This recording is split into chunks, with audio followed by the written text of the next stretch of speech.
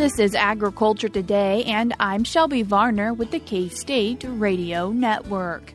A cattle market update with Katelyn McCullock, Director of the Livestock Marketing Information Center, starts today's show as she talks about cow replacement auction data. Continuing today's show is Wayne Cast, who is a swine nutritionist that spoke at K-State Swine Day.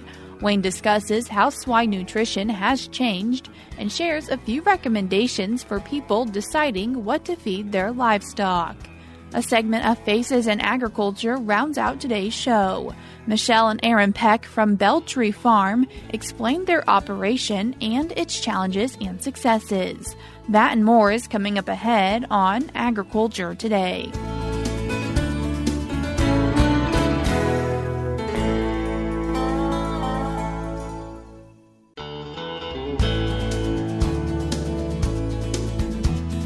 You're tuned in to Agriculture Today, and we start our Monday show with the cattle market update. And this week, we're joined by the director of the Livestock Marketing Information Center, Katelyn McCullock. Katelyn, thanks for joining us today. Thanks for having me, Shelby. And Katelyn, kicking off our cattle market conversation with what is cash looking like? Well, we're coming off a holiday week for one thing, which can be a little bit interesting given the short week and the shorter production schedule. So I wouldn't necessarily lean too hard into exactly what happened last week. But for the most part, fed cattle were hovering around 176 on Wednesday. In the 5 area, no trade on Tuesday, and Monday was in that 175 range for the 5 area. Now, on the feeder cattle side, a lot of the auction data did not run the week of Thanksgiving, and so you're looking at kind of prices that happened 2 weeks ago. 750 to 800 pound steers in Dodge today were at 227 compared to 230 the week before and 227 the week before that. So kind of sticking with that 230, 225 range on the heavier weight cattle, and then on the calf side of things, we did see some step down on the 5 to 6 weights, down about $20 on the 500 to 550s from the week before. We were at 269 versus 289 the prior week. And on 550 to 600, not quite as big of a slide, 264 compared to 271 that prior week in November. We are seeing a little bit of slippage there. These prices, though, have maintained fairly strong values heading into what normally is a relatively more depressed time period. And that has everything to do with the cattle cycle and where we are at in terms of how many feeder cattle are just generally available. And so we wouldn't expect to see like as much of a price slide this year compared to previous years, but that doesn't mean zero necessarily. And so you're seeing a little bit of bumpiness right now for this time of year. And Katelyn, before we started the interview, we were talking about the futures, and you described it as wild. And so what are we seeing there for this week? We've been trading some really large ranges on the futures market in the last couple of weeks. And I would even argue since the previous cattle on feed report that came out in October, particularly on the fed cattle side of things, that report was largely a surprise. And we saw a dramatic sell-off in live cattle. And that trend really has continued. First, we had a huge sell-off the following Monday, and then we lost quite a bit more value. I think we were down at one point $16 a hundred on the April contract from where it was prior to that October report. And the market's really trying to settle out what does it mean to have these more placements on hand. And then this November report also showed placements to be above a year ago, but it was largely expected. And so that was a pretty big difference. The daily ranges on live cattle have just been extremely wide. We're trading, up and down, more than $1 in some days. And so it's just been very volatile and probably a little difficult for people to figure out, where the best entries and exit points are from a risk management standpoint.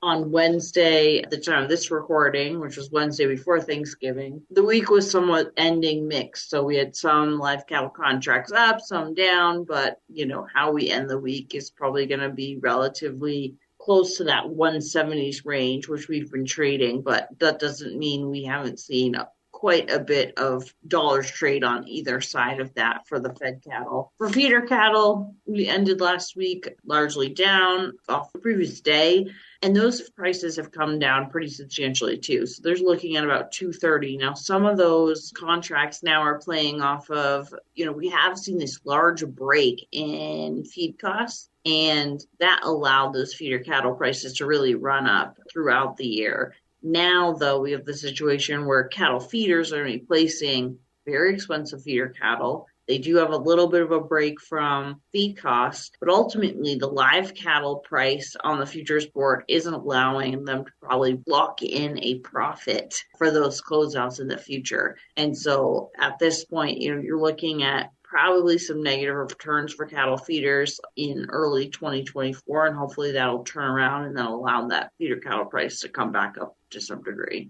And what are we seeing for box beef cutout? So box beef cutout has continued to slip. We did see a little bit of bump around the end of October, which is pretty normal, but that's a holiday demand probably largely is completed unless someone's got really short that they weren't aware of.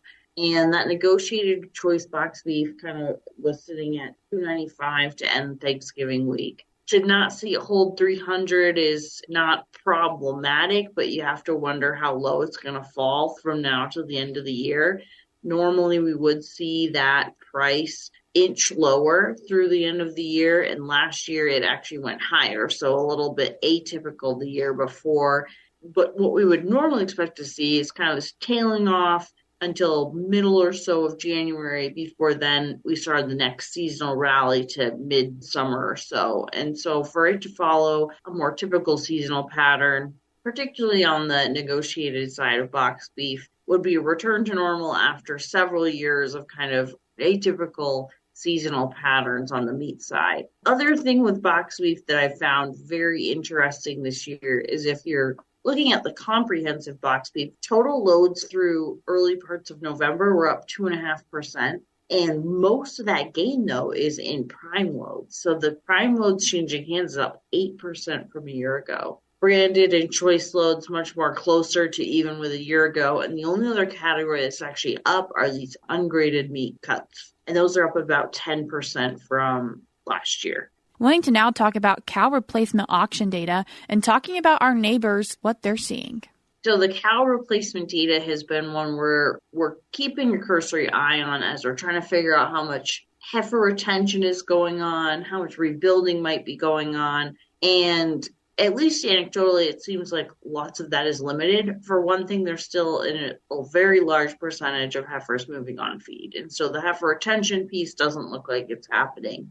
But if you look at the cow-calf auction data, so this is largely going to be cows changing hands to move to other auctions, so less retention on singular operations. The Joplin, Missouri auction is showing volumes move up over 100% from a year ago. And I'm looking at the October data because that's what we have completed. And the prices have moved substantially higher as well. If you look at bred heifers, those are up 98% from a year ago in terms of price point. And then if you look at bred cows, it depends on if you're talking about medium and large ones or medium and large 1 to 2s or medium and large 2s. So medium and large 1 bred cows 4 to 9 months in October were up 34% from a year ago, hovering around about a $1,900 price per head for 2 to 8 years. But if you look at something like bred cows medium and large 1 to 2s, 2 to 8 years, 4 to 9 months bred, those are up 50% from last year from a price perspective. Now, they are a little bit less expensive, $1,500 per head, so maybe not quite what we saw back in 2014 yet. Bred cows, medium and large, they're up about 56%. Pairs, 72% higher than a year ago in October for calves weighing less than 150 pounds.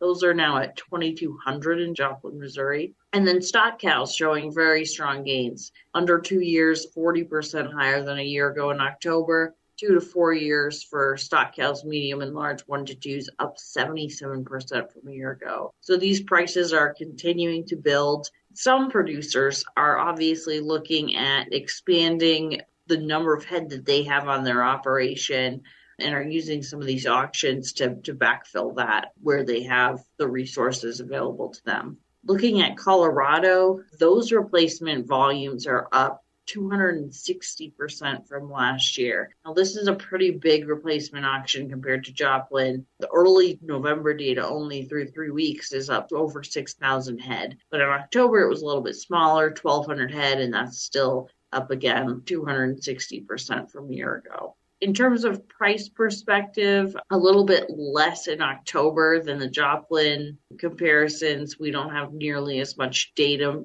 but it does look like November we'll see quite a bit more head move through there in that category. But if we look at 4 to 6 months bred for bred cows, medium and large 1 to 2s, they're up anywhere from 25% to 40%, depending on what age bracket you're looking at. 2 to 4 years is up 40%, or 5 to 8 years is up 24%. Over 5 years is up 40% from a year ago from a price perspective.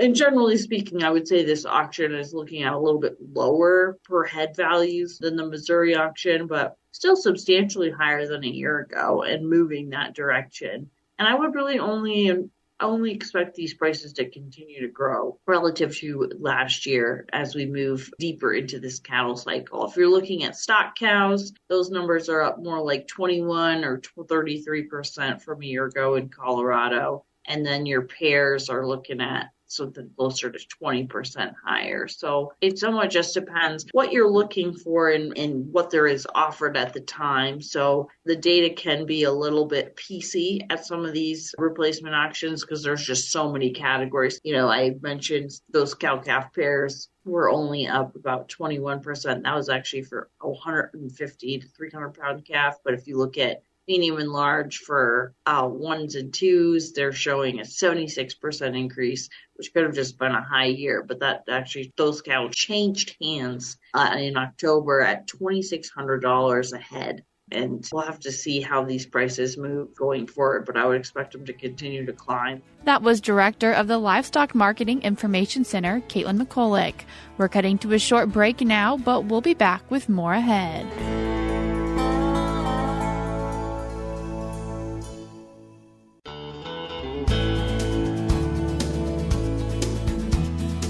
You're tuned back into Agriculture Today, and we continue our show with swine nutritionist Wayne Cast, who is a keynote speaker at K-State's Swine Day. Wayne, as you've been in the swine industry for many years as a nutritionist, what are a few key points that you want producers to remember when putting together what they're going to feed their pigs? I had a professor, Ernie Peo, who said the questions stay the same every year. It's just the answers are different. And when he said that, I thought it was the dumbest thing I ever heard, because the answer's the answer. 2 + 2 is 4. The sun sets in the west, we should know the answer. But that's not it. It's more to it. And he was right and I was wrong. But the question we want to answer every year is how to grow a pig cost effectively.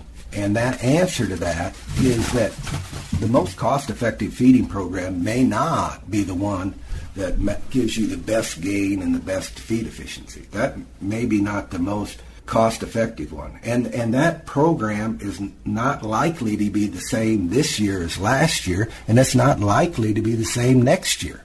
So you got to adapt and you got to be flexible. A student asked me the other day, I thought this was a good question. He said, okay, right now pigs aren't profitable. What are things that you do when pigs aren't profitable? I said, well, you look at things that drive gain and don't affect much on feed efficiency. And so you should be looking at your tryptophan ratio. You could probably be considering where you should be feeding copper and grow finish or not, and some of those things. And then I thought about that overnight, and I decided I didn't give him a very good answer.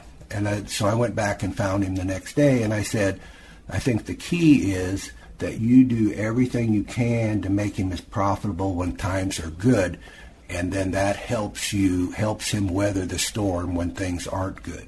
So as people are starting to put together rations, what do you recommend are the first few things they think about? So I think look at recommendations. There's some good recommendations put out by K-State and some useful tools put out by K-State. There's some good tools and useful recommendations put out by PIC. And so if you're somewhere in between those, you can't be too far wrong. Wayne, as you have spent a lot of time in swine nutrition, what are a few things that you're seeing people maybe include in their rations now that you'd wish they'd leave out? I need to explain to you the difference between frugal and cheap. Frugal is when you're referring to yourself, and cheap is when you're talking about somebody else, okay? So I'm a frugal person, and I try to spend my producer's money as wisely as I can. And one of the nicest compliments I ever got I met with a supplier and the producer, and the supplier said, he told us about his product, and he asked the producer, well, would you like to buy this? And he said, oh, I think I'll let Wayne make that decision. He spends my money pretty wisely. And I think when you look at additives and those, there's some good ones, but I think each one requires some thought and some process. I think human nature is when things are good, maybe we put in some things that we shouldn't, and then when times get tough, sometimes we take out things that we shouldn't. So I think, like Ernie Peck said, the questions stay the same every year, it's just the answers are different. And so weigh carefully the additives, carefully at all your ingredients and at your nutrient levels to make sure we are being frugal. For people who are focused just on maybe the swine nutrition and aren't the people raising the livestock every day, what are a few things you'd like to tell them? I'd say respect and listen to the people that are doing the hard jobs. If you go out to the farm, you're not probably going to be diagnosing some nutritional deficiency, but you're going to get a concept and some appreciation for what they do every day. And sometimes some adjustments in your feeding program, whether it be allocation of certain diets or what, you can make their life better and therefore and more likely to get your program implemented. A lot of times knowing the right thing to do isn't the big trick. Trying to figure out how to get it implemented is the big trick. I don't think anybody wants to do a bad job. I really don't. Our job is to help them to be successful. Things that we can do to make their life better and help them be successful. Because I don't think anybody wants to do a bad job. And Wayne, as we round out today's conversation, how have you seen swine nutrition change? So changes in nutrition, when we first started formulating when I first started formulating diets 50 years ago, we focused more on ingredients. And so you knew that you didn't want to use more than 5% meat and bone meal in a diet because tryptophan was going to be limiting. And you didn't want to use a lot of sunflower meal because lysine became limited. And then we started, instead of balancing diets on crude protein, we went to total amino acids, and that was an improvement. And then another big step was when we went to digestible amino acids, where we took into account the difference in digestibility between different ingredients, or even within an ingredient from different sources. Daryl Kanabiat at Texas A&M showed us how that meat and bone meal, the lysine in it may be 20% different in digestibility of lysine and tryptophan, depending on what kind of a dryer the meat and bone meal processor used. And there's also difference, like the amino acids in cottonseed meal aren't as digestible as they are in soybean meal and things like that. So going to digestible amino acids was a big thing. The other thing is a pig eats to meet his energy needs. And so if you feed a higher energy diet, the pig is going to eat a little less. So we have learned that we need to supply other key nutrients like amino acids and phosphorus in proportion to that energy, because he's going to eat less. The diet needs to be a little more concentrated. That was a big move. And distillers are changing. So when they first started making ethanol for our cars, a bushel of corn made about 17 pounds of distillers, and then the rest was ethanol. And that distillers had all the corn oil still in it. And so that distillers probably had close to 97% the energy of corn and 3 times the amino acids as corn.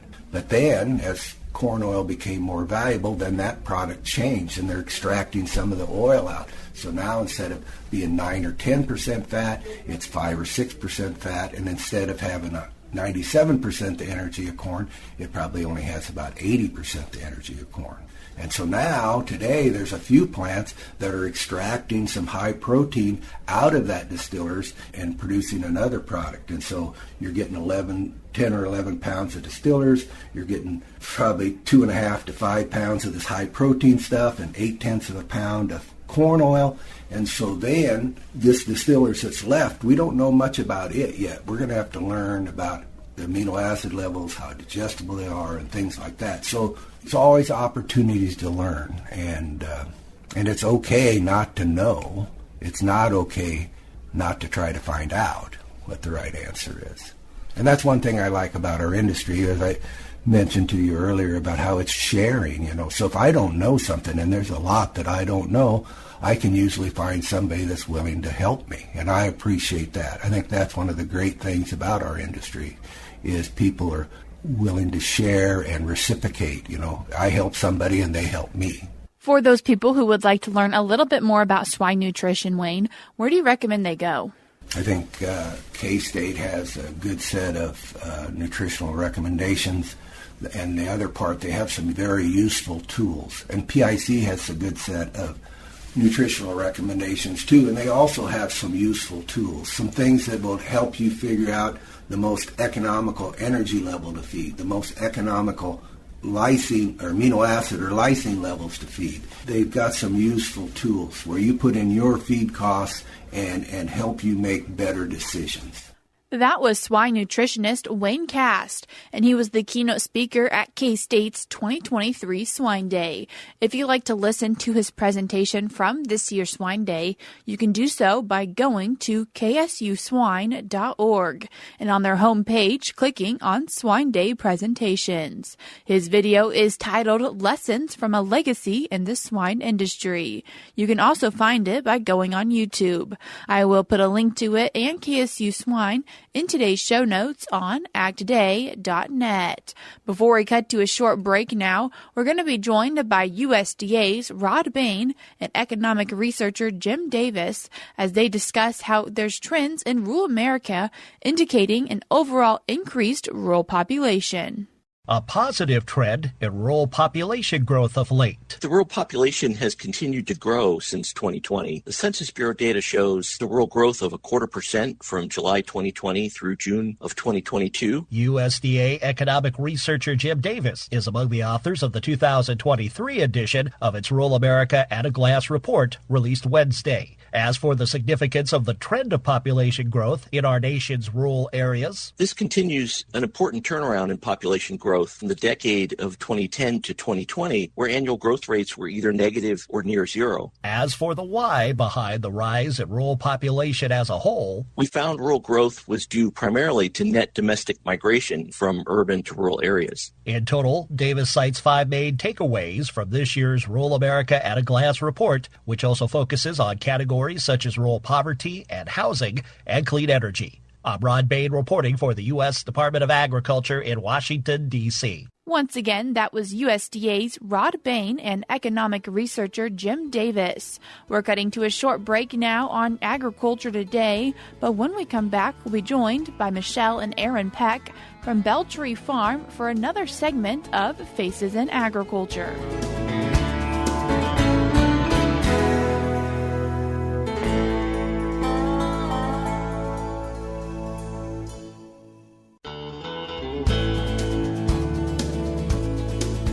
You're tuned in to Agriculture Today, and we conclude our Monday show with another segment of Faces in Agriculture. And this week, we're joined by people involved in agriculture in Saline County, Michelle and Aaron Peck. Michelle and Aaron, thanks for joining us today. Good morning. Thanks for having us. Aaron, could you first tell us just a little bit about what is your operation? We are a family Christmas tree farm. This farm first opened in 1965.